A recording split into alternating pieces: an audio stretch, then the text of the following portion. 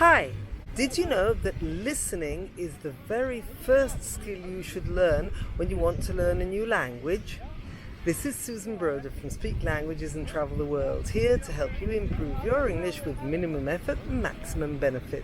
In this video, I'm going to tell you why listening is the very first skill you should learn when you want to learn a new language, and not reading and writing and grammar as is done traditionally. I'm also going to give you two personal experiences of mine that confirm this theory. I'm going to also give you a speaking exercise where you listen to what I say and repeat it to practice your listening and speaking skills. Then I'm going to give you a reading exercise to see if you can implement what you've just learned. And finally, I'm going to give you 4 ways you can practice your listening and speaking skills. So, let's get started. Why is listening the first skill you need to practice if you want to learn a language? Well, think about babies. They listen to you for 24 hours a day until they decide they want to start practicing by playing with sounds that they've heard and they want to imitate. Ba ba ba, ma ma ma, da da da. And they just imitate the sounds they hear. They don't learn to read before they learn to speak. They learn to listen and repeat what they hear. And only when they're much older will they learn to read. On top of that, they don't learn any grammar as is traditionally done in school. They learn their grammar in context. They'll learn different sentences and they'll learn the grammar from there. In fact, if it comes to that, at English school, we don't traditionally learn grammar at all. We only learn grammar when we have to learn another language or if we specifically want to go further in our language studies. But until we're 18, we don't particularly give importance to the grammar of our own language, the English language. Now, my best students at pronouncing English have always been those under 6, those who couldn't read or write yet. Any word I would pronounce, they could repeat perfectly. So if I said arrived, they would say arrived. They wouldn't say arrived or arrived, as many people will say when they read it. They'll just make this R arrive, and they'll do it in the past, arrived. So listening is really important. Then, unfortunately, when they start learning to read, the spelling will influence their pronunciation. And this is something which proves that until you read, you will actually pronounce things as similarly to the original as obviously every individual can. Moreover, the English language is one of those languages, just like French, where there is no connection to the spelling of words and their pronunciation. We don't read the words as they are written, but we have to learn how to pronounce them. In fact, when I was at school, I came home at primary school. Every evening I'd have a list of 10 words for spelling, and I had to memorize the spelling of these 10 words, and the next day we had a spelling test. So even we native speakers have to learn how to pronounce things. And if you go to a museum, for example, a dinosaur museum, where there are these dinosaur names which are not very easy to pronounce, there will be in brackets the pronunciation, because we native speakers don't know how to pronounce words we've never seen, because we literally memorize each pronunciation. And the pronunciation in brackets is not in the International Phonetic Alphabet, so the IPA, because the general English population doesn't know the International Phonetic Alphabet. Only those who have studied foreign languages might know it. Therefore, the pronunciation is written out in a way that we can read it, but it's not the International Phonetic Alphabet. So, for example, the word shire, S-H-I-R-E, which means county, will be pronounced shire. Instead, as soon as you connect shire to a city, for example, York, then it changes to shire, and we speak about Yorkshire, Worcestershire, Hampshire. Even Americans will often say Hampshire. If they don't know, you have to say Hampshire. And the breed of dogs called Yorkshire Terrier is Yorkshire and not Yorkshire, as many people say. So as you can see, there's no real logic to our pronunciation. We just have to learn how it's written and how it's pronounced. There was a time when a friend of mine's niece went to a college in England, spelled Magdalene as a spelling, and because the name Magda exists, it would be only logical to call it Magdalene College. But she came to me and said, no, it's called Magdalene. And Magdalene College is famous because it's got a very particular spelling compared to its pronunciation. So Magdalene is pronounced Magdalene in this case. Maybe in another situation it can be pronounced differently. So this is the reason why listening is fundamental, because you have to learn how to say things and not learn how to read them. That's the subsequent step. So, two personal experiences I have connected to listening and spelling come from teaching and learning. So one of my students who had started learning English with me when he was only 3 years old, so he knew the colours perfectly, one day he was about 6, so he was starting to learn to read. I gave him a series of balloons and I told him to colour the balloons in the different colours. When he came to the colour green, he asked me, but what colour is green? Because he couldn't connect it to the sound green. And so I had to encourage him and say, well, what colour starts with a gr sound and ends in a n? So after a lot of thought, he came up with green, but it just wasn't automatic. Red was easy, pink was easy, blue was acceptable, but green was just too different for him.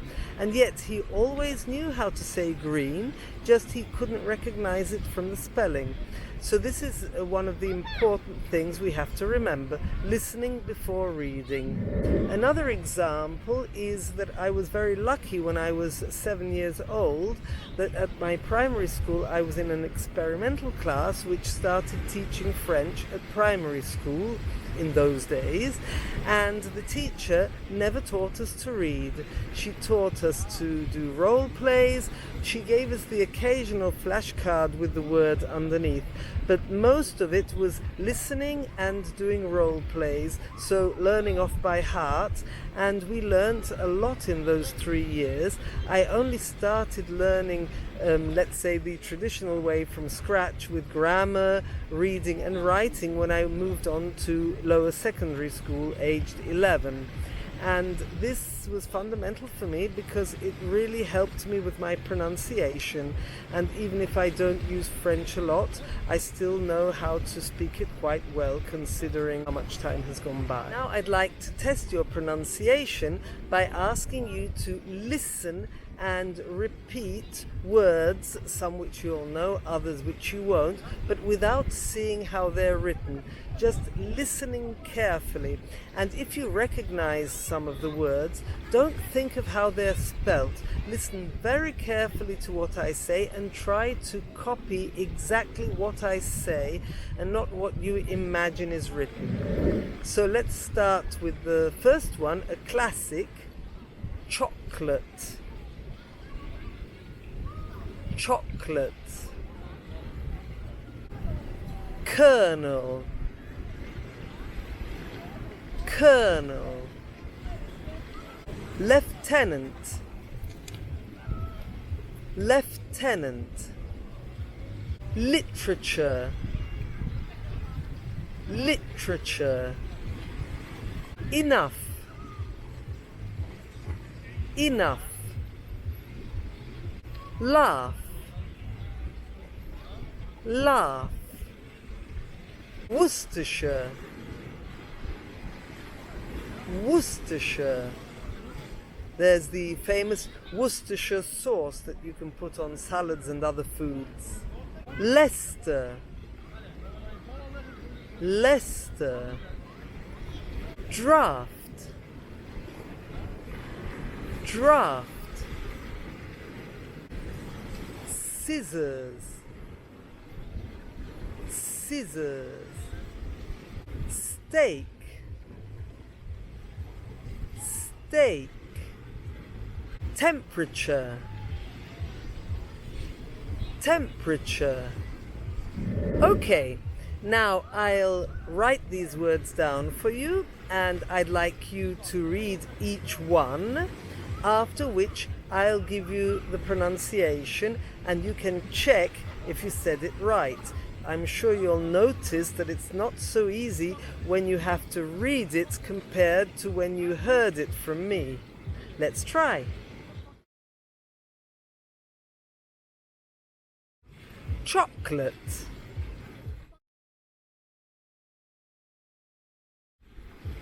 colonel,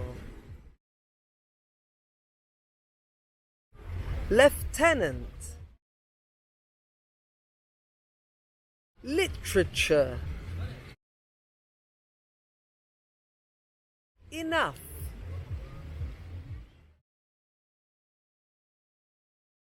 laugh,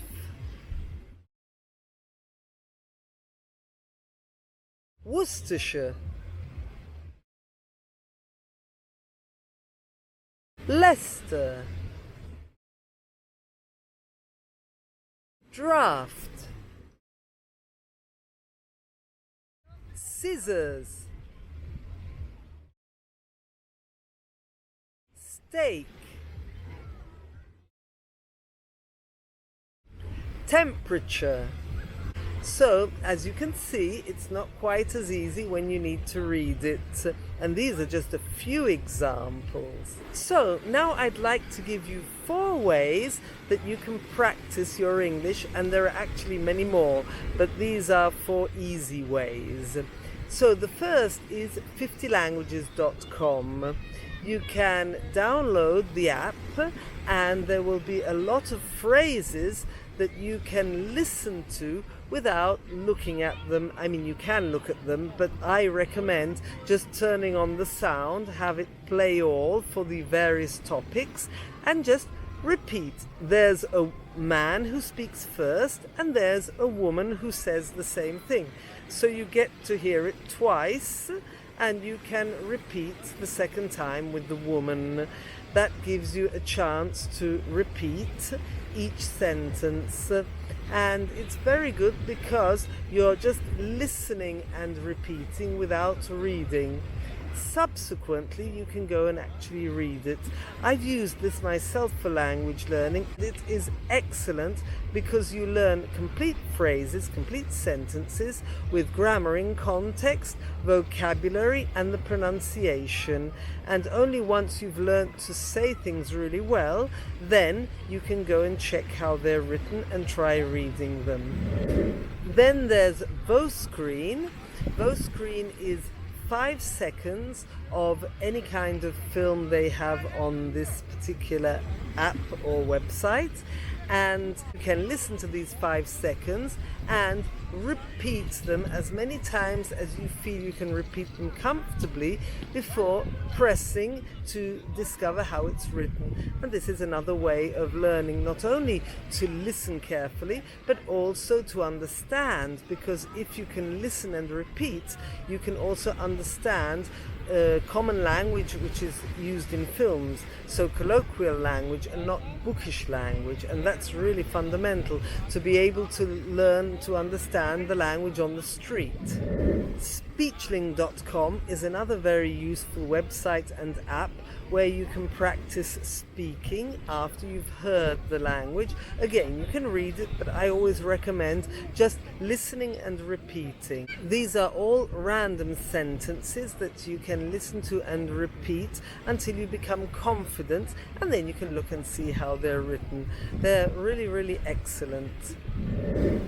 And finally, another one is closemaster.com with sentences from the most common. You can choose the 100 most common, the 1,000 most common, to totally random sentences. And again, the important thing is to listen and then repeat what they say, and only subsequently go and check what they're saying, and if you don't understand, also what it means.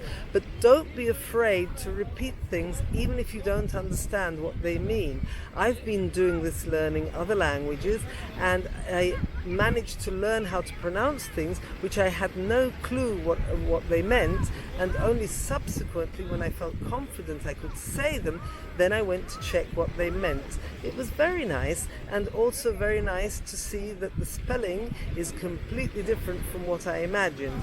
But that way I know that when I see those words now, I pronounce them correctly, which wouldn't have been the case otherwise. So, in conclusion, to summarize, listening is the most important skill to learn first, because it helps you improve your speaking, your pronunciation, also your comprehension of colloquial language, and it'll also improve your fluency, because you'll be practicing pronunciation and fluency. Reading and writing are subsequent skills that you can acquire, and which won't be very difficult to acquire once you've learned to pronounce things correctly. So I do hope this was useful for you, because I really think people underestimate the importance of listening in order to speak the language correctly. And if you enjoyed this video, please subscribe, and don't forget to hit the notification bell so you can be notified the next time I upload a video. And please write in the comments below if you found it useful, and anything maybe you've learnt after listening and repeating on these various apps and websites I've given you.